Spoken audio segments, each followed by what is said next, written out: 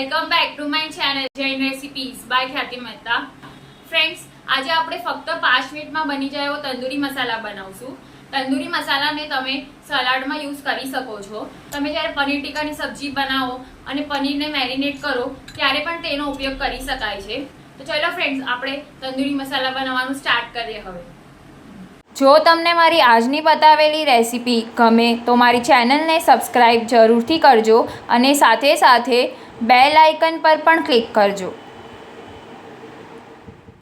Friends, tandoori મસાલા બનાવવા માટે આપણે સૌથી પહેલાં એક પેનમાં ધાણા લેશું।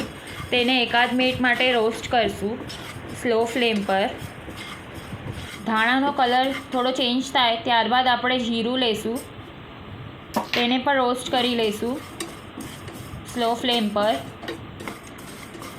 જીરું પણ થોડુંક થવા આવે ત્યારબાદ આપણે પેનમાં વરિયાળી એડ કરશું, તેને પણ રોસ્ટ કરી લઈશું।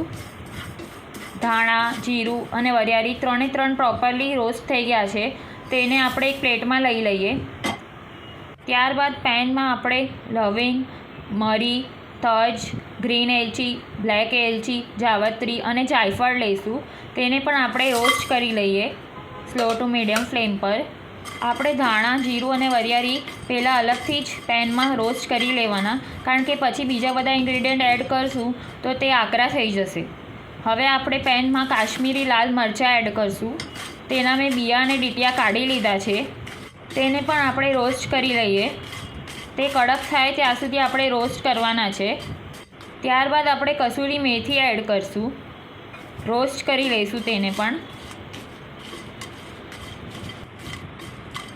મસાલો આપણો રોસ્ટ થઈને રેડી છે, તેને પ્લેટમાં લઈ લઈએ।